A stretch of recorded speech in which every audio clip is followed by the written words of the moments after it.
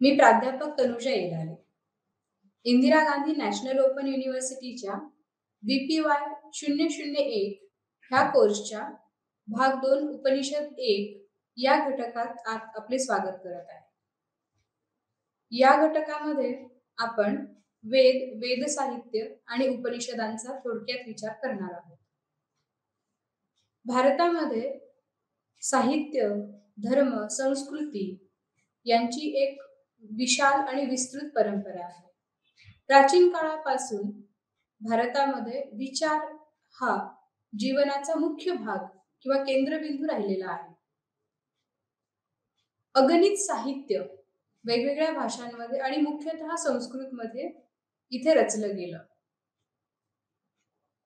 विविध प्रकारच्या या सर्व साहित्याची जंत्री जर आपण एकत्र केली तर आपल्याला असं दिसतं की मुख्य विषय हा धर्म आणि तत्वज्ञानाचा राहिलेला आहे. भारतातील जे महत्वाचे ग्रंथ आहेत किंवा ज्यांना आपण भारताचे धर्मग्रंथ किंवा स्क्रिप्चर्स असं म्हणू, त्यांचा आज आपण विचार करणार आहोत. त्यासाठी आपल्याला हे कुठल्या प्रकारचे साहित्य आहेत, कुठल्या प्रकारचे ग्रंथ आहेत हे मुख्यतः आधी समजून घ्यायला लागेल. हजारो वर्षांपूर्वी आपल्याकडे वेदांची रचना झाली असं म्हणण्याऐवजी वेद आले असं म्हणता येईल. त्याचं कारण पुढच्या काही काळात आपण समजून घेऊच. भारतीय साहित्याचा मुख्य 2 भागांमध्ये आपल्याला विचार करता येईल. एक म्हणजे श्रुती ग्रंथ आणि दुसरं स्मृती ग्रंथ. हे ते ग्रंथ आहेत जे तत्वज्ञानाच्या विद्यार्थ्यांसाठी महत्वाचे आहेत. याचा संस्कृती, धर्म आणि इतर जीवनांगांशी संबंध तर नक्कीच आहे, परंतु यांचे महत्व तत्वज्ञानाच्या विद्यार्थ्यांसाठी अधिक आहे. श्रुती ग्रंथांमध्ये आपण वेदांचा विचार करतो, तर स्मृती ग्रंथांमध्ये आपण उपनिषदे, वेदांगे, उपवेद, धर्मशास्त्र, इतिहास आणि पुराणे यांचा विचार करतो. वेदांमध्ये आपल्याला मुख्यतः काही गोष्टी दिसून येतात ज्यांचा विचार आज आपण इथे करूया.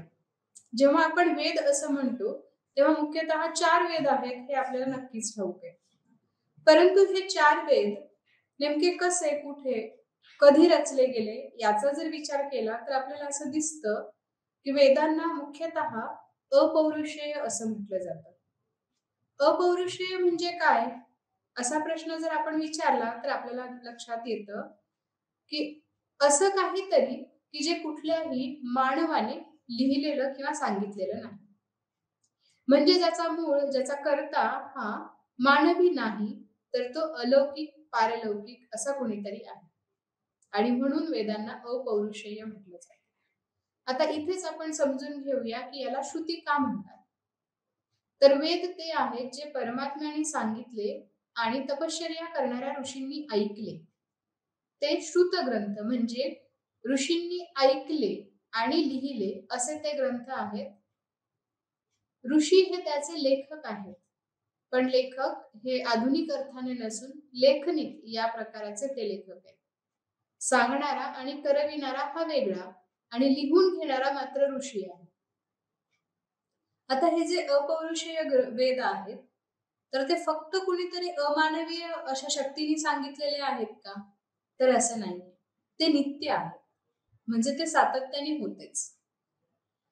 ते निगम आहेत, म्हणजे ते सतत आहेच आणि ते श्रुत आहेत किंवा ते श्रुती आहेत. हे वेदांच्या आरंभाबद्दल आपल्याला म्हणता येईल. कुठलाही वेद जर आपण पाहिला तर आपल्याला असं दिसतं की वेदाचं 4 भागांमध्ये विभाजन झालेलं आहे. पहिला जो भाग आहे तो आहे संहिता. यामध्ये मंत्र आहेत की ज्याच्यामध्ये या विश्वाच्या निर्मितीचं आणि प्रक्रियेचं आणि हे सगळं चालतं कसं, या जगाचा पसारा चालतो कसा याच्याबद्दलचा विचार मंथन आपल्याला संहितांमधून दिसतं. या संहितेचाच पुढचा भाग म्हणून आपण ब्राह्मण्यकांचा विचार करतो. ब्राह्मण्यक, आरण्यक आणि उपनिषद हे त्या वेदाचेच भाग आहेत, परंतु ग्रंथ म्हणून किंवा खरं हातात घेता येईल असं पुस्तक म्हणून मात्र ते वेगवेगळे आहेत. ये चारही संहिता, ब्राह्मण्यक, आरण्यक आणि उपनिषद मिळून कुठलाही वेद होतो. आता इथे जर आपण पाहिलं तर आपल्याला असं दिसतं की 4 वेद मुख्यतः आपण मानतो. ऋग्वेद, यजुर्वेद, अथर्ववेद, सामवेद.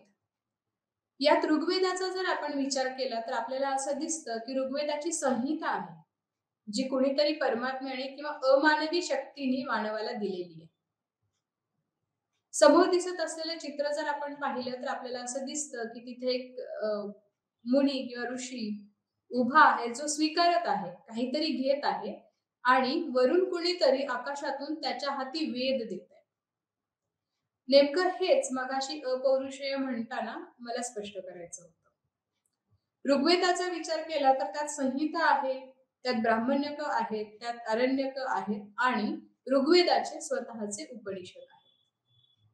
यजुर्वेदाचा विचार केला तर आपल्याला तेच दिसतं की संहिता आहे, ब्राह्मण्यक आहेत, आरण्यक आहेत आणि उपनिषद आहेत. अथर्ववेदाचा किंवा सामवेदाचाही विचार केला तर आपल्याला दिसतं की त्याचेही पुन्हा 4 भाग आहेत. म्हणजे वेद असं म्हणताना एक असं पुस्तक आपल्याला दाखवता येत नाही किंवा एक विशिष्ट ग्रंथ आपल्याला दाखवता येत नाही, तर ती सगळी एकत्र मालिका आहे.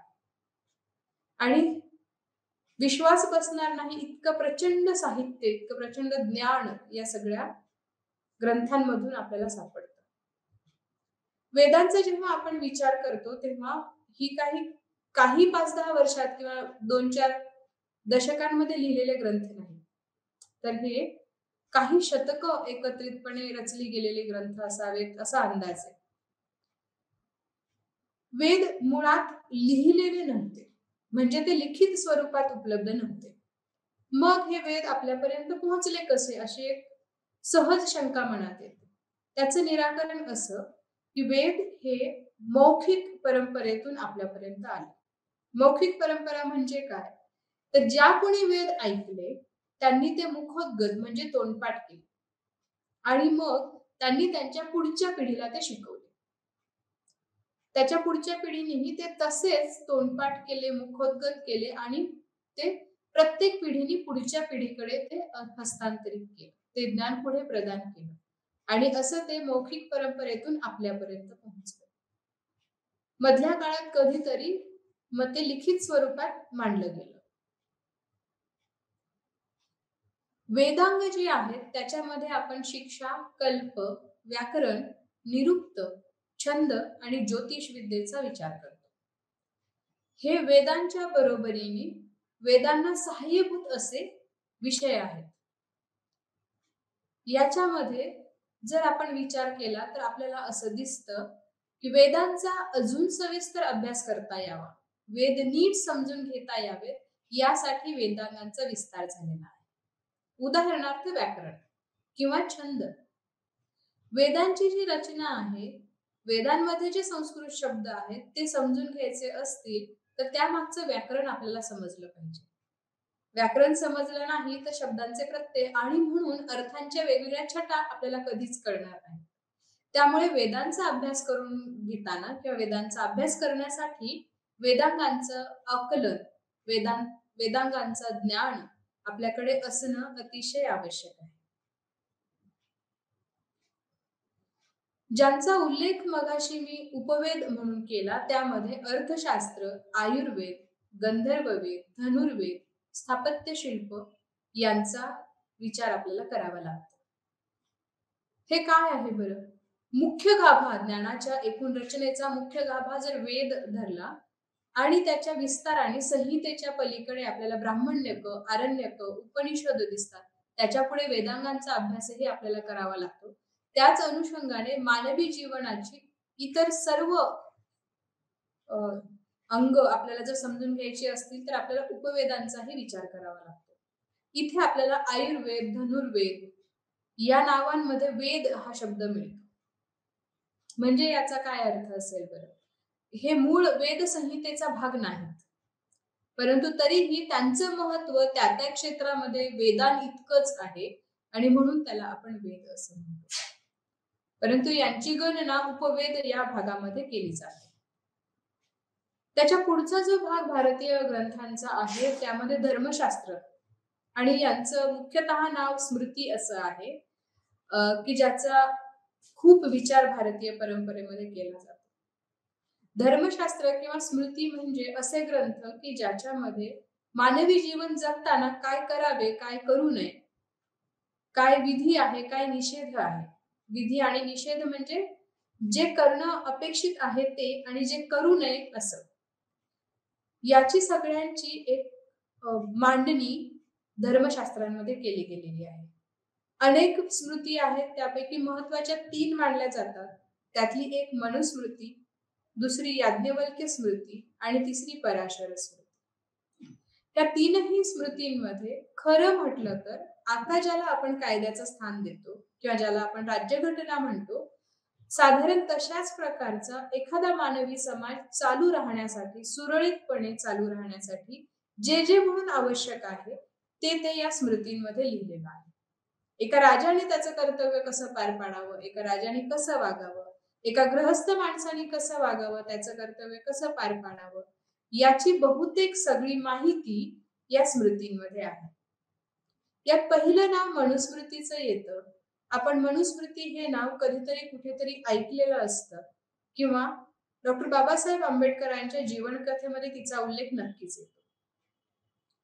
मनुस्मृती हा स्मृती ग्रंथांमधला पहिला ग्रंथ किंवा धर्मशास्त्र स्मृती ग्रंथांमधला हा पहिला ग्रंथ आहे आणि त्याचा प्रभाव नक्कीच याज्ञवल्क्य स्मृती, पराशर स्मृती आणि इतर अनेक स्मृतींवर पडलेला दिसतो. भारतामध्ये वेगवेगळ्या भागांमध्ये वेगवेगळ्या स्मृती वापरात होत्या किंवा आचरणात होत्या, परंतु त्या सर्वांवर कमी अधिक प्रमाणात मनुस्मृतीचा नक्कीच प्रभाव पडलेला होता आणि म्हणून मनुस्मृती त्या सगळ्यांचं सार किंवा मूळ स्रोत मानलं जातं. जेव्हा स्मृतींमध्ये कुठल्या गोष्टी कराव्यात, कुठल्या गोष्टी करू नयेत, काय कर्तव्य आहेत, काय हक्क आहेत, यांची जेव्हा जंत्री दिली गेली किंवा जात होती, त्यावेळेला काही समूह घटकांवर किंवा काही सामाजिक घटकांवर त्यातून अन्याय केला जात होता आणि म्हणून डॉक्टर बाबासाहेब आंबेडकरांनी मनुस्मृतीचं जाहीर दहन केलं होतं. हा भाग जरी आपण काही क्षणांपुरता वेगळा ठेवला किंवा बाजूला ठेवला तरी आपल्याला असं लक्षात येतं की मुख्यतः करावयाच्या गोष्टी आणि टाळावयाच्या गोष्टी या स्मृतींमध्ये सांगितलेल्या आहेत. सगळ्या स्मृती किंवा कुठलीही एक स्मृती त्यातल्या सगळ्या गोष्टी जशाला तशा न घेताही जरी आपण त्याचा साधारणपणे नियमावली असा विचार केला तर आपल्याला असं दिसतं की नीतिमान जीवन जगत असताना किंवा एक चांगलं आयुष्य जगत असताना काही गोष्टी आपल्याला सहाय्यभूत होतात आणि काही गोष्टी आपल्याला नुकसानकारक असतात. त्या कोणत्या हे जर समजावून घ्यायचं असेल किंवा एखादा विशिष्ट समाज एखाद्या विशिष्ट काळामध्ये कशा प्रकारे कुठल्याही गोष्टीला चांगलं किंवा वाईट ठरवत होता हे पाहायचं असेल तर स्मृतींचा अभ्यास, स्मृतींचा विचार करणं महत्वाचं ठरतं. आज प्रत्येक माणूस स्मृतींनुसार जगतो असं नाही, परंतु त्याचा कुठे ना कुठे खोल सांस्कृतिक आणि धार्मिक प्रभाव भारतीयांच्या मनावर आणि त्यांच्या जीवनावर आपल्याला पडलेला दिसतो. ज्याच्यामध्ये आपण इतिहास आणि पुराण असं म्हणूया आणि ज्याचा समावेश आपण भारतीय ग्रंथांमध्ये करतो किंवा महत्वाच्या ग्रंथांमध्ये करतो, पण ज्यांना तशा अर्थाने ज्ञानाचं किंवा तत्वज्ञानाचं अधिष्ठान पूर्णतः आहे असं आपल्याला म्हणता येणार नाही, कारण त्यातला पहिला जो भाग आहे इतिहासांचा तो मुख्यतः त्याच्या अस्तित्वाबद्दल किंवा असण्याबद्दल अनेक शंका कुशंका काढल्या जातात. इतिहास तज्ञ किंवा इतर अनेक तज्ञ ह्याला फारशी मान्यता देत नाहीत, कारण याच्यामध्ये मिथकं आहेत किंवा दंतकथा आहेत असं बहुतेक वेळा मानलं जातं, ज्याच्यामध्ये महाभारत, रामायण यांचा समावेश होतो. परंतु त्याच यादीमधला जो पुढचा ग्रंथ आहे भगवद्गीता, त्याला मात्र आपल्याला केवळ दंतकथा किंवा मिथकं असं म्हणून टाळता येणार नाही. भगवद्गीता आपल्या सर्वांच्या माहितीनुसार महाभारतातला एक भाग आहे आणि याच्यामध्ये असं मानलं जातं की सर्व वेदांचं आणि उपनिषदांचं सार किंवा त्यातील तत्वज्ञानाचं जे सार आहे ते भगवद्गीतेमध्ये आहे.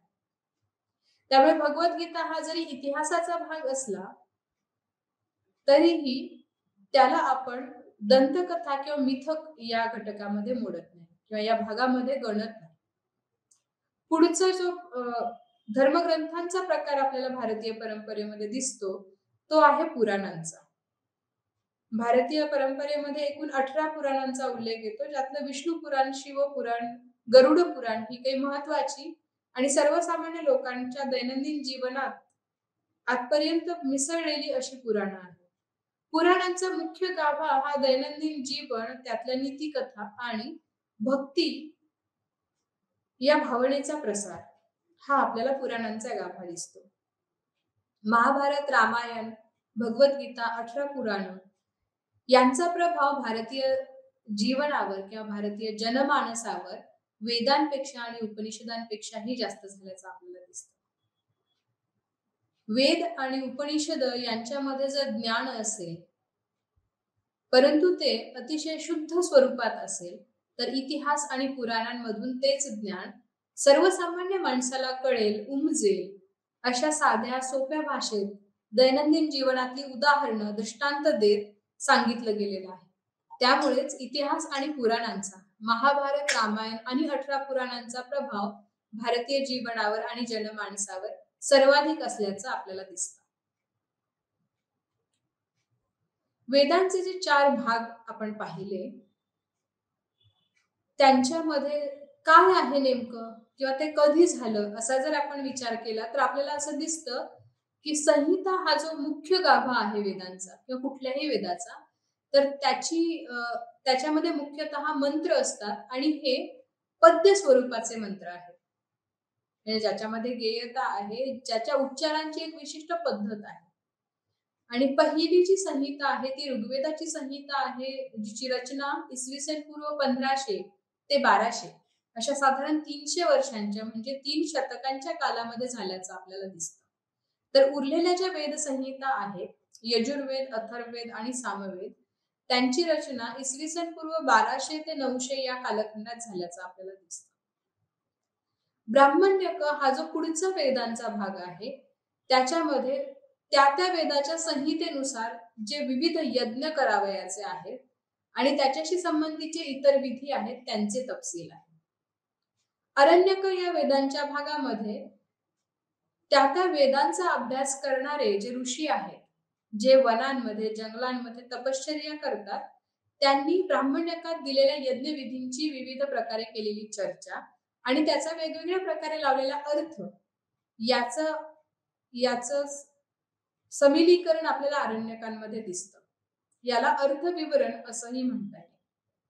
उपनिषद हा जो भाग आहे तो वेदांचाच भाग जरी असला तरीही एकेका वेदामागे काही उपनिषद आहेत, म्हणजे किमान 1, 2, 4 किंवा त्यापेक्षा जास्त. उपनिषद हा वेद साहित्यातला शेवटचा भाग आहे आणि बहुतेक उपनिषदांचं स्वरूप हे गद्य असून त्याच्यामध्ये संवाद हा त्याचा मुख्य गाभा किंवा मुख्य वैशिष्ट्य उपनिषदांचं आपल्याला म्हणता येईल. उपनिषदांमध्ये साधारणतः आपल्याला तात्विक संकल्पनांची, प्रश्नांची चर्चा दिसते. तसंच गुरु शिष्य किंवा 2 तत्वज्ञ, 2 विद्वान यांच्यामधील चर्चा किंवा यांच्या दोघांमधला संवाद अशा स्वरूप उपनिषदांच्या लेखनाचं आहे असं आपल्याला दिसतं. उपनिषद जे आहेत त्यांची जर आपण फोड उपनिषद ह्या शब्दाची केली तर आपल्याला असं दिसतं उपनिषद म्हणजे काय, तर उप म्हणजे जवळ किंवा सन्निधी, नि म्हणजे श्रद्धा आणि शद म्हणजे बसणे. इथे वर दिलेलं चित्र जर आपण पाहिलं तर आपल्याला काय दिसतं बरं, तर काही गुरु तिथे बसलेले आहेत आणि त्यांच्या जवळ बसून शिष्य अध्ययन करत आहेत. म्हणजे गुरुच्या सन्निध, गुरुच्या जवळ बसून जे ज्ञान समजावून घेतलं गेलं, वेदांमध्ये जे तत्वज्ञान आहे, वेदांमध्ये जे ज्ञान आहे त्याची सुलभ फोड करून सहज सोप्या भाषेत गुरूंकडून समजून घेणं म्हणजे उपनिषद. पण खरं पाहता वेदांची संहिता असेल, ब्राह्मण्यक, अरण्यक, उपनिषद, हे यातली प्रत्येक रचना, यातली प्रत्येक चर्चा हे स्वतः एक स्वयंपूर्ण ज्ञान किंवा स्वयंपूर्ण ज्ञानसंग्रह आहे असं आपल्याला दिसतं.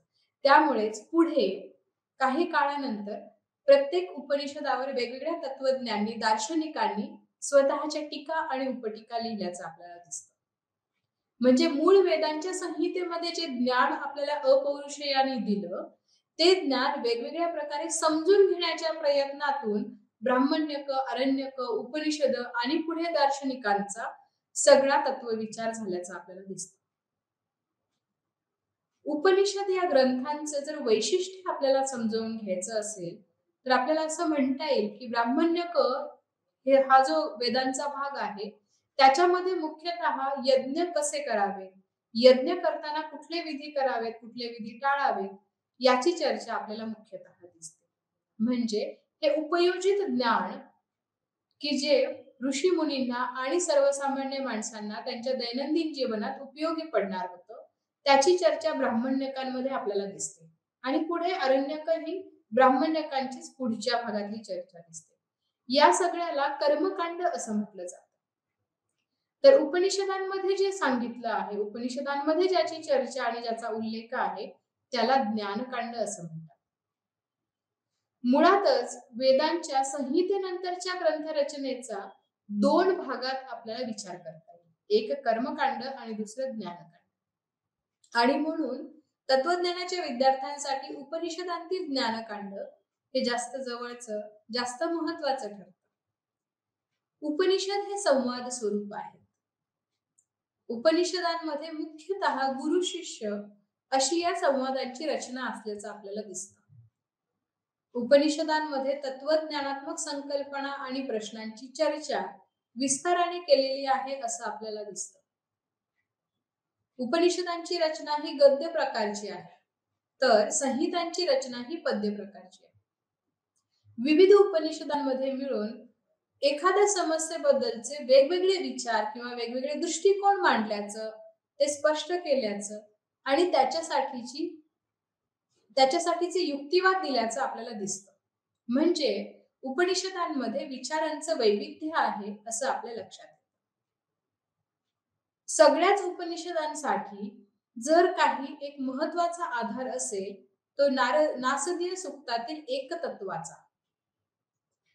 म्हणजे उपनिषद वेगवेगळी आहेत आणि ती वेगवेगळ्या वेदांवर आधारलेली आहेत हे जरी खरं असलं तरीही एक समान धागा सगळ्या उपनिषदांना एकत्र गोवतो आणि तो म्हणजे नासदीय सूक्तातील एकतत्व. काय आहे हे एकतत्व? तर हे एकतत्व ब्रह्मण आणि आत्मन या दोघांच्या आंतरसंबंधाचं आहे. ब्रह्मण आणि आत्मन हे एकच आहेत असं सांगणारं ते सूत्र आहे. तो धागा जो ह्या सगळ्या उपनिषदांना एकत्र गोवतो तो आहे ब्रह्मणचे स्वरूप स्पष्ट करणे आणि आत्मनचे ब्रह्मण सोबतचे असलेले नाते स्पष्ट करणे. उपनिषदांमध्ये ज्या तात्विक संकल्पना आणि प्रश्नांची चर्चा झालेली आपल्याला दिसते, मुख्यतः बहुतेक सगळ्या उपनिषदांमध्ये याचा विचार आहे. ते म्हणजे एकूण सृष्टीचा उगम कसा झाला असावा, मानवी आणि इतर सजीव जीवनाची सुरुवात कशी झाली असेल याच्याविषयी विचार बहुतेक उपनिषदांमध्ये केला गेलेला आहे. उपनिषदांमध्ये नित्यत्व आणि बदल यांचाही किंवा या समस्येचाही विचार केला गेला. एखादी गोष्ट सातत्याने तशीच राहते की ती बदलत असते याचा विचार तत्वज्ञ परंपरेतून करत आले आहे. म्हणजे काय बरं? एखादी वस्तू आपल्याला स्थिर न बदलणारी कायम आहे तशीच अशी दिसते आणि आपल्याला असं वाटतं की ही नित्य आहे, ही स्थिर आहे, हिच्यामध्ये काहीही बदल होत नाही. पण खरं पाहता तसं नसतं. कुठल्याही स्थिर नित्य असणाऱ्या वस्तूतही बदल होत असतो. फक्त तो बदल आपल्या मानवी डोळ्यांना दिसत नाही किंवा आपल्याला आपल्या जीवन काळामध्ये तो समजून येत नाही. एक छोटंसं उदाहरण त्यातलं देता येईल. हे असं की समजा एक लाकडाचा उंडका कुठेतरी मैदानात पडलेला आहे आणि लहानपणापासून तो मोठासा उंडका मी पाहते आहे आणि मी आता मोठी झाले, मी आता म्हातारी व्हायला लागली आणि मी असं म्हणते की कितीतरी काळ तो लाकूड, तो उंडका तसाच तिथे मैदानात पडलेला आहे, त्याच्यात काहीही बदल झालेला नाही. परंतु हे खरं नसतं. आपण सर्वच जण शाळेत कधीतरी भूगोलामध्ये जैविक विघटनाबद्दल पाहिलेलं आहे, शिकलेलं आहोत. आपल्याला हे माहिती आहे की लाकडाचा ओंडका असू देत, एखादा मोठा खडक असू देत, तो कधीतरी काही दशकांनंतर किंवा किमान काही शतकांनंतर त्याच्यामध्ये बदल झालेला असतो. लाकूड भुसा होतं, दगडाची माती होते किंवा एखादा धातू, विशेषतः लोखंडासारखा धातू जर मैदानात किंवा मोकळ्या जागेत पडलेला असेल तर ते कालांतराने गंजतं.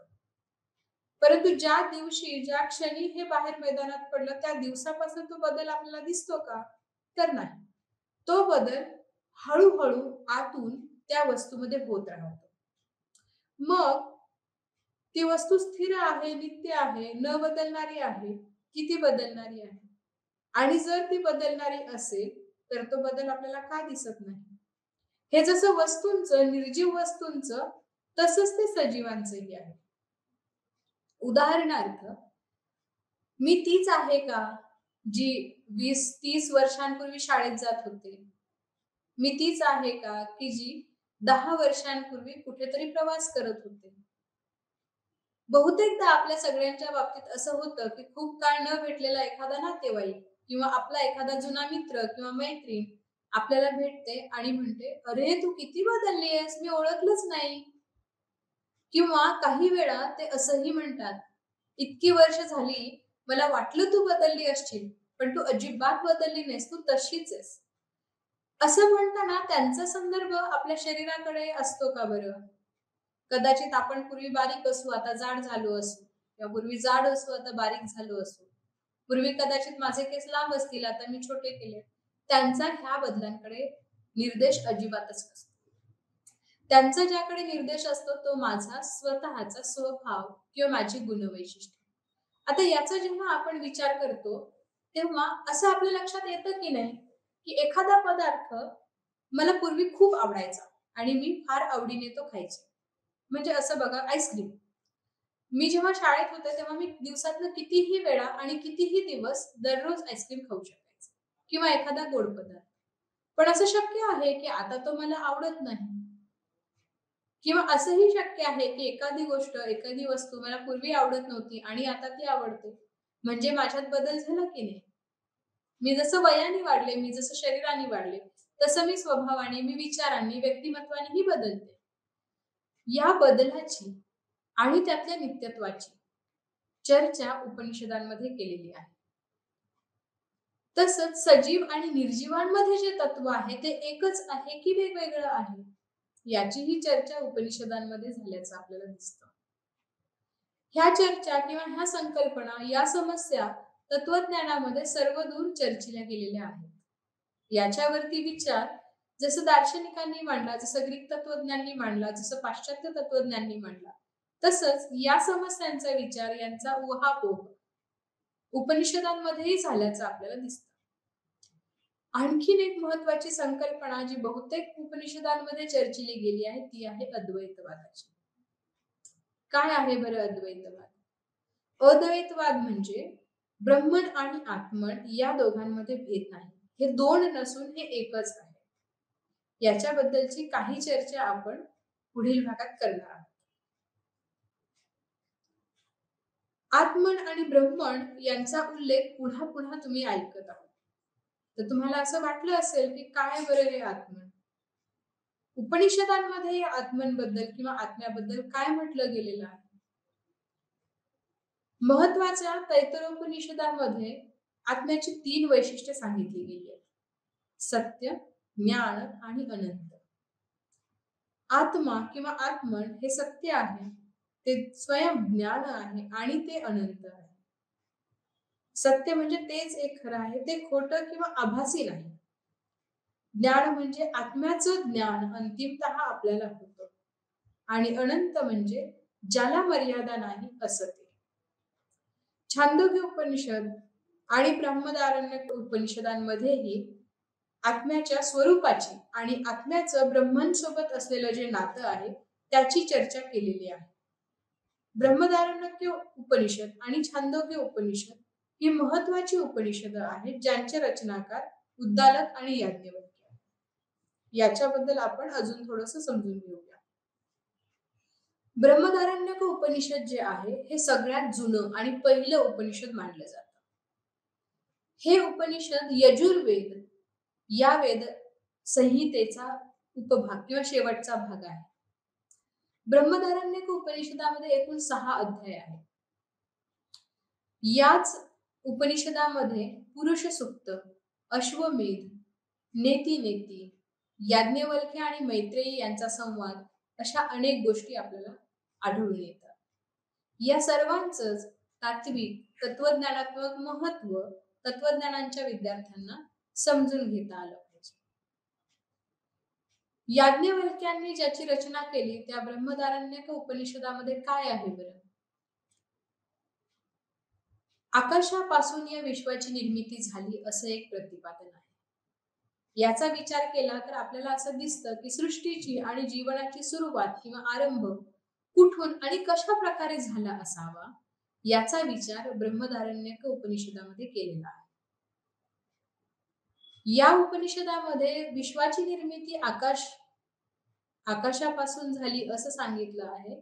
तसंच वेगवेगळ्या दार्शनिकांनी या समस्येचं समाधान देताना किंवा या प्रश्नाचं उत्तर देताना वेगवेगळ्या पंचमहाभूतांपासून विश्वाची निर्मिती झाली असं सांगितलेलं आहे.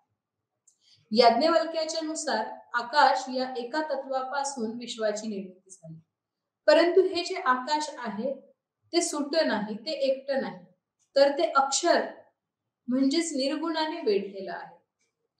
अक्षर ही महत्वाची संकल्पना ब्रह्मदारण्यक उपनिषदामध्ये येते. काय बरं अक्षर किंवा निर्गुण म्हणजे? तर निर्गुण म्हणजे असं तत्व, अशी गोष्ट की ज्याच्या विषयी कुठलाही गुण, कुठलंही वैशिष्ट्य आपल्याला सांगता येत. हे ते तत्व आहे ज्याच्यापासून विश्वाची निर्मिती झाली की जे साक्षीण आहे. साक्षी किंवा साक्षीण ही आणखी एक महत्वाची तत्वज्ञानात्मक संकल्पना आहे. कुठलंही काम जेव्हा आपण करतो तेव्हा आपण त्याचे कर्ता असतो. जेव्हा एखादी गोष्ट, मग ती आनंद सुख असू देत किंवा दुःख वेदना असू देत, आपण ती भोगतो तेव्हा आपण भोगता असतो. परंतु असं काहीतरी तत्व आहे की जे करता नाही, जे भोगता नाही, पण ते फक्त साक्षी आहे. विश्वात घडणाऱ्या प्रत्येक घटनाचा साक्षीदार आहे. तो कुठल्याही घटनेत किंवा कुठल्याही बाबतीत कुठेही सामील नाही, कुठेही तो स्वतः काही घडवून आणत नाही, पण घडणारी प्रत्येक गोष्ट त्याच्या साक्षीनेच घडते. असं ते जे काही आहे त्याच्यापासून ह्या विश्वाची निर्मिती झाली आहे असं ब्रह्मदारण्यक उपनिषदामध्ये म्हटलेलं आहे. न अन्येत अतः अस्ति श्रोतृ मंत्रु विजनेतृ. म्हणजे काय? तर हा असा कुणीतरी आहे ज्याच्यापासून विश्वाची निर्मिती झाली, जो अक्षर किंवा निर्गुण आहे, की ज्याला अन्य कुणीही ऐकून घेऊ शकत नाही, अन्य कुणीही समजून घेऊ शकत नाही, अन्य कुणीही जाणू शकत नाही. म्हणजे हा मानवी ज्ञान पात्रतेच्या पलीकडे असणारा कोणीतरी आहे, ज्याला याज्ञवल्क्यांनी आकाश असं म्हटलं. आणि या आकाशापासून ह्या विश्वाची निर्मिती झाली. त्यांच्या या सिद्धांताला किंवा या मांडणीला ब्रह्मविवर्तवाद असं म्हटलं जातं. या उपनिषदामध्ये याज्ञवल्क्यांनी मनाचं विश्लेषण केलेलं आहे. मन म्हणजे आत्म्याच्याच विविध अवस्था असं त्यांनी सांगितलं. आपल्याला माहिती आहे की आधुनिक विज्ञानामध्ये मन या नावाचं कुठलंही इंद्रिय किंवा या नावाचा कुठलाही घटक आपल्या शरीरामध्ये सापडत नाही. पूर्वी आपण हृदयात मन आहे किंवा हृदयाला मन असं म्हणत होतो, परंतु आता आपल्याला हृदयविकार तज्ञ सांगतात की हृदयामध्ये इतर काहीच नाही. मन हा एक असा भाग मानवी अस्तित्वाचा आहे की जो कुठेच दिसत नाही, कुठेच सापडत नाही, पण त्याचं अस्तित्व आपल्याला नाकारता येत नाही. इतक्या पुरातन उपनिषदामध्ये आपल्याला मनाचे विश्लेषण सापडतं. भौतिक देह किंवा आपलं शरीर आणि त्याच्यासोबत जाणाऱ्या आत्म्याच्या अवस्था असं ते विश्लेषण आहे. जर घन द्रव्य, वायू आणि प्लास्मा, प्लास्मा हा रक्तातील एक घटक आहे जो मूलतः पिवळसर रंगाचा असतो. तर त्याला आपण जीवनद्रव्य असं पण म्हणू शकतो प्लास्माला. आता या घटकांसोबत जर आपण काहीतरी जे अभौतिक आहे, जे भौतिक नाही, जे शारीरिक नाही, शारीर नाही, अशा मनाचा विचार केला तर आपल्याला 4 अवस्था आत्म्याच्या दिसतात. त्यातली पहिली आहे जागृत. आता मी तुमच्याशी बोलते आहे, तुमच्याशी संवाद करते आहे, तुम्हाला उपनिषदांबद्दल अजून काहीतरी माहिती सांगत आहे. या अवस्थेला मी झोपेत आहे किंवा मी स्वप्नात आहे असं आपल्याला म्हणता येईल का? तर नाही. तर मी जागृत आहे. मग मी जागी आहे. दुसरी जी अवस्था आहे ती आहे स्वप्न. म्हणजे आपण झोपलेलो असताना आपल्याला स्वप्न पडतात. तर त्या अवस्थेला स्वप्न असं म्हटलेलं आहे. आपण काही वेळा गाढ झोपतो. आपल्याला कसलंही स्वप्न किंवा कसलाही मधल्या काळामध्ये व्यत्यय न येता आपण झोपतो. आपल्याला असं वाटतं जणू काही आपण काही क्षणांपूर्वी झोपलो होतो आणि आता जागे झालो. या गाढ झोपेला सुषुप्ती असं म्हणतात. आणि चौथी जी अवस्था आहे ती आहे तुरीय. हिला इंग्लिशमध्ये ट्रान्सेंडेंटल असं म्हणतात. म्हणजे शरीराचा, स्थूल शरीराचा कुठलाही संदर्भ नसताना आपलं अस्तित्व असणं, या अवस्थेला तुरीय असं म्हणतात. सगळ्यात प्राचीन आणि सगळ्यात पहिल्या उपनिषदामध्ये मानवी मनाच्या या 4 अवस्था स्पष्ट केलेल्या आहेत, ज्याचा संदर्भ पुन्हा पुन्हा भारतीय मानसशास्त्राच्या संदर्भात येतो. म्हणजे वेद आणि उपनिषदांमध्ये उच्च प्रतीचं, उच्च कोटीचं वैचारिक मंथन मानवी जीवनाच्या वेगवेगळ्या संदर्भात केल्याचं आपल्याला दिसतं. पुढचं जे उपनिषद आहे ते आहे छांदोग्य उपनिषद. आपण सर्वांनीच तत्वमसी किंवा तत्त्वम असी हे कधीच ना कधी आधी ऐकलेलं असेल. तत्वमसी हे भारतीय तत्वज्ञान, भारतीय संस्कृती, भारतीय मन, विचार यामध्ये अतिशय महत्वाचं स्थान असणारं एक पद आहे. तत्वमसी याचा स्पष्ट उच्चार आणि विचार आपल्याला छांदोग्य उपनिषदामध्ये झाल्याचं दिसतं. हे उपनिषद सामवेद या वेद संहितेच्या तलवकार शाखेचं महत्वाचं उपनिषद आहे. आता इथे जसा उल्लेख आला तसा सर्वच उपनिषदांमध्ये येतो. आधी मी सांगितलं त्याप्रमाणे उपनिषद हे कुठल्या ना कुठल्या वेद साहित्याचा भाग आहे आणि प्रत्येक वेदावर अनेक उपनिषद आहेत. एका विशिष्ट प्रकारे वेद संहितेचा अर्थ लावणाऱ्या एका विशिष्ट शाखेने एक विशिष्ट उपनिषद लिहिलं. असं एका वेदावरती उपनिषद लिहिणाऱ्या अनेक शाखा आहेत. तर सामवेदाच्या तलवकार शाखेचं महत्वाचं जे उपनिषद आहे त्याचं नाव आहे छांदोग्य उपनिषद. म्हणजे हे जसं छांदोग्य उपनिषदाच्या संदर्भात तसं बहुतेक 4ही वेदांच्या संदर्भात आपल्याला शाखांचे आणि त्या शाखांच्या महत्वाच्या उपनिषदांचे उल्लेख सापडतात. या उपनिषदामध्ये एकूण 8 अध्याय आहेत. हे सगळेच अध्याय तत्वज्ञानाची चर्चा करतात असं नाही. या 8 शेवटचे 3 अध्याय तत्वज्ञानात्मक चर्चा करताना आपल्याला दिसतात. छांदोग्य उपनिषद हे मुख्यतः प्रसिद्ध आहे ते उद्दालक आणि श्वेतकेतू यांच्या संवादाबद्दल. उद्दालक हा श्वेतकेतूचा पिता. श्वेतकेतू उपनयनानंतर 12 वर्ष आपल्या गुरुगृही म्हणजे गुरुच्या घरी शिकायला गेला. तिथे शिकून आल्यानंतर त्याला असा अहंकार झाला की आता मला सगळं ठाऊक आहे, आता मला सगळ्या गोष्टींचं ज्ञान आहे, आता मला काहीही शिकायचं शिल्लक नाही. उद्दालकाने जेव्हा श्वेतकेतूला काही प्रश्न विचारले तेव्हा श्वेतकेतूच्या असं लक्षात आलं की जगातलं सगळं ज्ञान माझ्याकडे नाही, मला सगळ्या गोष्टी अजून कळलेल्या नाही. आणि उद्दालक श्वेतकेतूचे फार सुंदर आणि रसपूर्ण असे संवाद छांदोग्य उपनिषदामध्ये आपल्याला मिळतात. त्यातला एक फार महत्वाचा संवाद हा विश्वाचं स्वरूप, मूळ स्वरूप समजून घेण्यासंदर्भातला आहे. किंवा ब्रह्मन आणि आत्मन यांच्या नात्यासंबंधाचाही एक संवाद उद्दालक आणि श्वेतकेतूमध्ये दिसतो. या संवादामध्ये श्वेतकेतूने विचारलं की आपलं नातं ब्रह्मनशी काय, म्हणजे आत्म्याचं किंवा आत्मनचं ब्रह्म्याशी नातं काय. त्या उद्दालकाने त्याला सांगितलं की जा जाऊन एक मूठ मीठ घेऊन ये. श्वेतकेतूला कळलं नाही, आता इतक्या महत्वाच्या ज्ञानचर्चेत मिठाचं काय काम. पण श्वेतकेतूने आज्ञा पाळली आणि तो मीठ घेऊन आला. उद्दालकाने सांगितलं की आता एक भांडभर पाणी घे. श्वेतकेतूने एक भांडाभर पाणी घेतलं. उद्दालकाने त्याला सांगितलं, बाळ, आता तुझ्या मुठीतलं मीठ त्या पाण्यात मिसळून टाक. श्वेतकेतूने ते मिसळलं. उद्दालक म्हणाला, मिसळलंच मीठ? श्वेतकेतूने सांगितलं, हो, मीठ मिसळलं. उद्दालक म्हणाला, आता एक काम कर, त्या पाण्यातलं ते मीठ परत काढ. श्वेतकेतू भांबावला. त्याला कळेना की हे काय सांगतायत. श्वेतकेतू म्हणाला, पण पाण्यात विरघळून गेलेल्या मिठाला मी आता वेगळं कसं काढणार. उद्दालक म्हणाले, अगदी बरोबर, पाण्यात विरघळून गेलेल्या मिठाला वेगळं काढता येत नाही. आता मला सांग, पाण्याचं आणि मिठाचं नातं काय. श्वेतकेतू म्हणाला, आता त्यांचं कुठं नातं, ते दोन्ही एकच तर झाले. आता ते खारट पाणी आहे. आता पाणी मूळचं पाणी नाही आणि मीठ वेगळं मीठ नाही.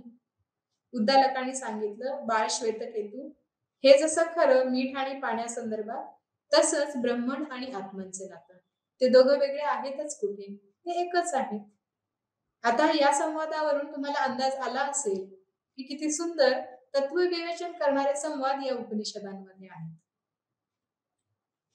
छांदोग्य उपनिषद जे उद्दालकाने लिहिलं, त्यातील महत्वाचं वचन आपल्याला दिसतं ते सर्वम खल्विदम ब्रह्मन तज्जालनति. म्हणजे ज्याच्यातून हे सर्व विश्व, या विश्वाचा पसारा निर्माण झाला आणि ज्यात हे सगळं शेवटी विलीन होतं, असं ते ब्रह्म. आणि ब्रह्मन आणि आत्मन हे एकच आहेत, ते वेगवेगळे नाहीत. छांदोग्य उपनिषदातील या सिद्धांताला, या मांडणीला ब्रह्मपरिणामवाद असं म्हटलं जातं. पुढचं जे उपनिषद आहे ते आहे ऐतरेयोपनिषद. ऐतरेयोपनिषद हे ऋग्वेदाचं महत्वाचं उपनिषद आहे. या उपनिषदाची मांडणी किंवा लेखणी ऐतरेय ऋषींनी केली आणि म्हणून या उपनिषदाचं नाव ऐतरेयोपनिषद असं आहे. या उपनिषदामध्ये सृष्टीची निर्मिती कशी झाली, मानवी शरीराची उत्पत्ती कशी झाली, आपली कर्मेंद्रिय, ज्ञानेंद्रिय कोणती, इत्यादींची विस्तारपूर्वक चर्चा केल्याचं आपल्याला दिसतं. याच उपनिषदामध्ये कुठल्याही आत्म्याच्या त्रिजन्मांबद्दल किंवा 3 जन्मांबद्दल चर्चा केलेली आहे. इथे असं म्हटलं आहे की कुठल्याही आत्म्याचा पहिला जन्म हा त्याच्या पित्याच्या शरीरात होतो, बीजाच्या रूपाने. त्याचा दुसरा जन्म हा त्याच्या आईच्या देहात होतो, बीजरोपणाच्या निमित्ताने किंवा रूपाने. आणि त्याचा तिसरा जन्म त्याच्या स्वतःच्या शरीरात किंवा देहात होतो. म्हणून ऐतरेयोपनिषदानुसार कुठलाही आत्मा ह्या 3ही स्तरांवरून किंवा 3ही पातळ्यांवरून पुढे सरकत मानवी जीवनात येतो. आता हे फक्त मानवी जीवनाचं असेल का, तर तसं नाही. कुठलाही सजीव याच प्रकारे जन्माला येतो. ऐतरेयोपनिषद हे ज्याला आपण मानवी शरीरशास्त्र म्हणू, त्याच्या खूप जवळ जाणारी चर्चा ऐतरेयोपनिषदामध्ये आपल्याला दिसते. परंतु खूप अनादी काळात किंवा खूप आधीच्या काळामध्ये हे झालेलं असल्यामुळे याच्यातल्या मांडणीची आपल्याला पूर्णतः तुलना आधुनिक मानवी शरीरशास्त्राशी करता येत नाही. कारण आधुनिक विज्ञान आणि शास्त्रांमध्ये जो विकास झाला, जे संशोधन झालं, ते उपनिषदांच्या काळामध्ये झालेलं नव्हतं. जे ज्ञान आता आपल्याला सहज उपलब्ध आहे ते त्या काळात नव्हतं. त्यामुळे इथे अगदी सुरुवातीच्या प्राथमिक अवस्थेतला विचार आणि प्राथमिक अवस्थेतली मांडणी झाल्याचं आपल्याला दिसतं. पण म्हणून इथे मांडलेल्या विचारांचं महत्व अजिबातच कमी होत नाही. पुढचं जे उपनिषद आहे तैत्तरीयोपनिषद असं त्याचं नाव आहे. हे उपनिषद यजुर्वेद या वेद संहितेशी संबंधित आहे. कृष्ण यजुर्वेद याच्या तैत्तरीय शाखेचं हे उपनिषद असल्यामुळे या उपनिषदाचं नाव तैत्तरीयोपनिषद असं आहे. या उपनिषदामध्ये जी एकूण मांडणी झाली तिचे 3 भाग होतात. यातल्या प्रत्येक भागाला वल्ली असं म्हटलं जातं. यातला जे पहिला वल्ली आहे किंवा पहिला भाग आहे तो आहे शिक्षावल्ली. शिक्षावल्ली म्हणजे काय? तर निरनिराळ्या शिक्षा आत्मसात करणे. शिक्षा म्हणजे काय? तर वर्णोच्चार शास्त्र. विविध ग्रंथ वाचताना, विविध वेद वाचताना कुठल्याही शब्दाचा उच्चार कसा केला जावा याची माहिती या भागामध्ये आपल्याला सापडते. हे भाषेशी, हे व्याकरणाशी, हे अर्थविवरणाशी फार जवळून संबंधित आहे आणि याचं नाव शिक्षावल्ली असं आहे. दुसरा जो भाग आहे या उपनिषदाचा त्याचं नाव आहे ब्रह्मानंदवल्ली. ब्रह्मानंदवल्ली म्हणजे काय? तर ब्रह्माचं ज्ञान, ज्याला आपण ब्रह्मज्ञान म्हणू ते, आणि त्याच्यापासून ब्रह्मज्ञान झाल्यामुळे होणारा जो आनंद आहे याचं वर्णन या वल्लीमध्ये किंवा या भागामध्ये दिलेलं आहे. तिसरा जो भाग आहे तो आहे भृगुवल्ली. वरुण राजाचा जो पुत्र भृगु, त्यांनी त्याला जे स्वतःला आत्मज्ञान प्राप्त झालं त्याची कथा या भागामध्ये सांगितलेली आहे आणि म्हणून या भागाचे नाव भृगुवल्ली असं आहे. ज्याच्यापासून म्हणजे जे ब्रह्मन आहे, ज्याच्यापासून हे प्राणी मात्र निर्माण होतात, ज्याच्यामुळे जन्माला आलेले प्राणी मात्र जिवंत राहतात, ज्याच्या प्रत ते जातात किंवा विलीन होतात, ते जाणणं तेच आत्मज्ञान आहे आणि त्यालाच ब्रह्म आणि ब्रह्मज्ञान असं तैत्तिरीयोपनिषदात म्हटलेलं आहे. या उपनिषदामध्ये स्वची संकल्पना किंवा आत्मनची संकल्पना स्पष्ट करताना त्याचे अनेक स्तर सांगितले गेलेले आहेत. या ठिकाणी असलेल्या चित्रातून आपल्याला दिसतं की आनंदमय कोश, विज्ञानमय कोश, मनोमय कोश, प्राणमय कोश आणि अन्नमय कोश अशी पंचकोशांची मांडणी प्रथमतः या उपनिषदामध्ये झालेली दिसते. आनंदमय कोश जो आहे तो खरा आत्मनचा मूळ गाभा, तो स्व. त्याच्यावर विज्ञानमय, मनोमय, प्राणमय आणि अन्नमय कोश आहे. म्हणजे सूक्ष्म देहाकडून स्थूल देहाकडे ही मांडणी, ही जडणघडण झाल्याचं आपल्याला दिसतं. या चित्राच्या डाव्या बाजूला जर आपण बघितलं तर निळ्या रंगाच्या रेषांमध्ये आपल्याला स्थूल देह आणि त्याच्या अगदी आत, त्याच्या गाभ्यात असणार ते स्व असं चित्र आपल्या लक्षात येतं. या सर्व उपनिषदांचा जेव्हा आपण विचार करतो तेव्हा आपल्याला काय दिसतं? तर मानवी जीवन म्हणजे काय? मानवी जीवनाची आणि एकूण सृष्टीची किंवा विश्वाची निर्मिती सुरुवात कशी झाली असेल, त्याची रचना, त्याची जडणघडण कशा प्रकारे झाली असेल याचा विचार आपल्याला उपनिषदांमध्ये दिसतो. उपनिषदांचं महत्व काय असा प्रश्न जर आपण विचारला तर आपल्याला असं लक्षात येतं की उपनिषद हे एकूण वेद काळाचा शेवटचा टप्पा आहे.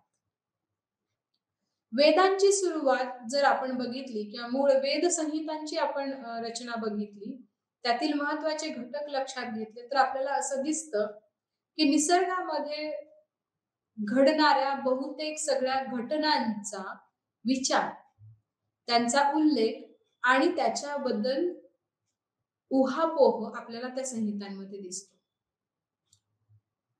अगदी सुरुवातीच्या प्राचीन काळातील माणसाने जेव्हा सूर्योदय आणि सूर्यास्त पाहिला, अगदी प्राचीन काळातल्या माणसाने जेव्हा पाऊस पाहिला, त्याने जेव्हा आकाशात चंद्र आणि तारे पाहिले, त्याने जेव्हा वाहणारं पाणी पाहिलं, त्याने जेव्हा बर्फ गोठीत होणारं पाणी पाहिलं, तेव्हा त्याच्या मनात अनेक प्रश्न निर्माण झाले.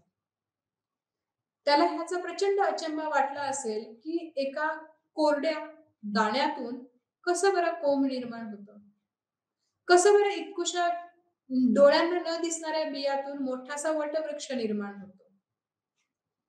अशी कुठली शक्ती आहे की जी ह्या सगळ्यांच्या मागे कार्यरत आहे?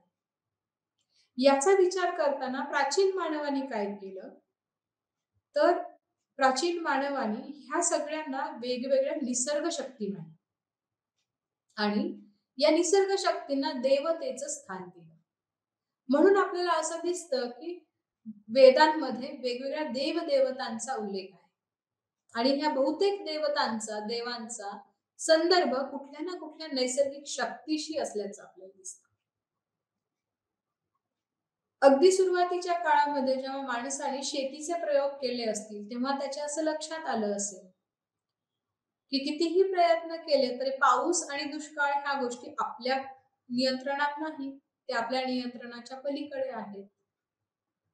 आकाशात जेव्हा विजा गडगडतात किंवा कुठेतरी वीज पडून आपली गाय मरते, तेव्हा ही अशी गोष्ट आहे की जिच्यावर आपला कसलंच नियंत्रण नाही, जिच्या संदर्भात आपण काहीच करू शकत नाही.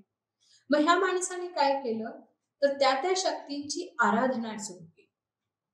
ह्या आराधनेचे महत्वाचे उल्लेख आणि त्याच्या पाऊल खुणा आपल्याला वेद संहितांमध्ये सापडतात. म्हणून तिथे सूर्य देवता आहे, तिथे पवन देवता आहे किंवा वायू देवता आहे, तिथे पर्जन्याची देवता आहे, तिथे चंद्र ही देवता आहे, तिथे झाड देवता आहे, तिथे पशु ही देवता आहे. निसर्गात आढळणाऱ्या चराचरात दिसणाऱ्या प्रत्येक गोष्टीला दैवत्व दिलं गेलं. हे दैवत्व देताना त्या शक्तींकडून आपल्याला त्रास होता कामा नये, अशी मुख्य भावना या प्राचीन माणसाची असावी.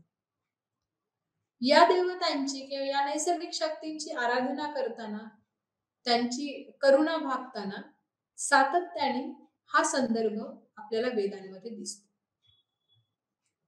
वेदांमध्ये जिथे वेगवेगळ्या पूजा अर्चा, प्रार्थना, यज्ञ आणि वेगवेगळे विधी सांगितलेले आहेत, त्यांचा उल्लेख आणि त्यांचा संदर्भ आजही आपल्या आधुनिक जीवनातही येताना दिसतो. आजही आपण कधीतरी कुठेतरी एखाद्या पेपरमध्ये बातमी वाचतोच की पाऊस पडावा म्हणून अमुक एका मंदिरामध्ये यज्ञपूजा केली, की अमुक काहीतरी समस्या किंवा संकट कुणावर तरी आलं, त्याचं निराकरण होण्यासाठी मंत्र जाप केला किंवा विशिष्ट पूजा करून घेतल्या, विशिष्ट यज्ञ याग केले. म्हणजे ज्या गोष्टी आपल्या नियंत्रणाच्या पलीकडे आहेत, अशा गोष्टी आपल्याला हव्या तशा घडवून आणण्यासाठी, त्या गोष्टी ज्या कोणाच्या नियंत्रणात आहेत त्याची आराधना करणं, त्याची करुणा भागणं, हे आपल्याला अगदी आरंभापासून दिसतं. हे मानवी वर्तनाचं एक महत्वाचं वैशिष्ट्य आहे. वेदांमध्ये जर नैसर्गिक शक्तींना देवी देवतांचं स्थान दिलेलं असेल आणि त्यांची आराधना करुणा भागलेली असेल, वेदांमध्ये फक्त एवढंच नाही तर निसर्गात घडणाऱ्या प्रत्येक घटनेचं एका वेगळ्या प्रकारे नोंदणी किंवा डॉक्युमेंटेशन झाल्याचं आपल्याला दिसतं. आणि ह्या सगळ्याचा करता करविता तो ब्रह्मन आहे किंवा तो परमात्मा ईश्वर आहे, अशी ही एक भावना सातत्याने आपल्याला वेद साहित्यात दिसते. वेदांमध्ये उच्च कोटीचं ज्ञान आणि तत्वज्ञान नक्कीच आहे, परंतु त्याचं अंग हे प्राचीन माणसाच्या समस्यांचं निराकरण या प्रकारचं झाल्याचं आपल्याला दिसतं. पुढे ब्राह्मण्यक आणि अरण्यक ज्यांचा उल्लेख आपण सुरुवातीला केला, त्यांच्यामध्ये ह्या सगळ्या आराधना, ह्या सगळ्या पूजा, प्रार्थना, यज्ञ, याग कसे करावे, ते करताना काय काळजी घ्यावी, त्याच्या काय पायऱ्या आहेत, याचं विस्ताराने उल्लेख, याचं विस्ताराने मांडणी आपल्याला ब्रह्मण्यकांमध्ये आणि अरण्यकांमध्ये झाल्याचं दिसतं. उपनिषद मात्र वेदांच्या ह्या इतर साहित्यापेक्षा नक्कीच वेगळे आहे. उपनिषदांमध्ये मुख्यतः सत्ता मीमांसात्मक आणि ज्ञान मीमांसात्मक चर्चा या विविध समस्यांची झाल्याचं दिसतं. ब्रह्मन हे एक निर्गुण निराकार साक्षी तत्व आहे. हे जर एकदा मान्य केलं तर मग भौतिक जीवनामध्ये आणि निसर्गामध्ये होणारे बदल, ते पलीकडे, ह्या संपूर्ण जगाच्या पार पलीकडे असणारं तत्व हे सगळे बदल घडवून आणतं, हे कसं शक्य आहे? जे चैतन्य आहे ते भौतिक वस्तूंवर आपला अधिकार गाजवतं, ते पाऊस पाडतं, ते वाऱ्याची दिशा बदलतं, ते सूर्यास्त आणि सूर्योदय घडवून आणतं, ते एखाद्या कोंबातून, एखाद्या बीजातून मोठं झाड निर्माण करतं, याच्यावर शंकाही उपनिषदांमध्ये घेतली गेलेली आहे. आपण याज्ञवल्क्य आणि उद्दालक या दोन महत्वाच्या तत्ववेत्यांचा विचार आजच्या तासामध्ये केला. त्या दोघांपैकी एकाची जी मांडणी आहे ती सर्वसाधारणपणे ब्रह्मन वर विश्वास ठेवून त्याचं आणि आत्मनचे नातं स्पष्ट करणारी आहे. परंतु उद्दालकाची मांडणी ही अधिकाधिक वैज्ञानिक होत जाते. उद्दालकाच्या मांडणीमध्ये आपल्याला असं दिसतं की तिथे परिणामवादाला महत्व आहे. म्हणजे काय कारण आहे आणि कुठल्या कारणाचा काय परिणाम आहे याचा विचार त्यांनी केलेला आहे. उपनिषदांमध्ये ब्रह्मांचं अस्तित्व नाकारलेलं नाही, परंतु अनेक उपनिषदांमध्ये वेदांमध्ये ज्या देवी देवतांचा देवदेवतांचा उल्लेख आहे त्यांचा उल्लेख उपनिषदांमध्ये सापडतो. म्हणजे नैसर्गिक शक्तींना दिले गेलेलं देवत्व याचा आधार न घेता किंवा अशा देवतांची पूजा करुणा न भागता आराधना न करताही विश्वाचा पसारा, ब्रह्मणचे स्वरूप आणि त्या ब्रह्मणचे आत्मनशी असलेले नाते समजून घेता येते हे उपनिषदांनी सिद्ध केले आहे. भक्ती परंपरा हा भारतीय जनमानसातला आणि जीवनातला एक महत्वाचा घटक आहे. परंतु भक्ती परंपरेचा किंवा भक्तीचा जो प्रभाव आपल्याला सर्वसामान्य मनावर आणि जीवनावर दिसतो तो उपनिषदिक चर्चेमध्ये फारसा आढळत नाही. भक्ती असा सरळ किंवा अगदी नेमका उल्लेख जरी वेदांमध्ये नसला तरी करुणा भाकणं, आराधना करणं, देवी देवतांना आनंदित करण्यासाठी त्यांची कृपा आपल्यावर व्हावी यासाठी वेगवेगळे यज्ञ याग उपनिषदांमध्ये सांगितलेले नाहीत, ते वेदांमध्ये सांगितलेले आहे. आणि ब्राह्मण्यका आणि अरण्यकांमध्ये त्यांच्या बद्दलची किंवा त्यांच्या कृती उपक्रमांची सविस्तर चर्चा आहे, जिला पूर्णपणे फाटा उपनिषदांमध्ये दिल्याचं आपल्याला दिसतं. उपनिषद हे वेद, ब्राह्मण्यक आणि अरण्यक यांच्या काही पावलं पुढे जाऊन ज्याला आपण संकल्पनात्मक चर्चा म्हणू, ज्याला आपण तात्विक चर्चा म्हणू, ज्याला आपण प्रत्यक्ष गोष्टींच्या पलीकडे जाणारी चर्चा असं म्हणून, ती चर्चा आपल्याला उपनिषदांमध्ये झाल्याचं दिसतं. या पुढच्या तासामध्ये आपण आणखी काही उपनिषदांचा विचार आणि त्या उपनिषदांमध्ये दिलेल्या तत्वज्ञानात्मक चर्चांचा विचार करणार आहोत.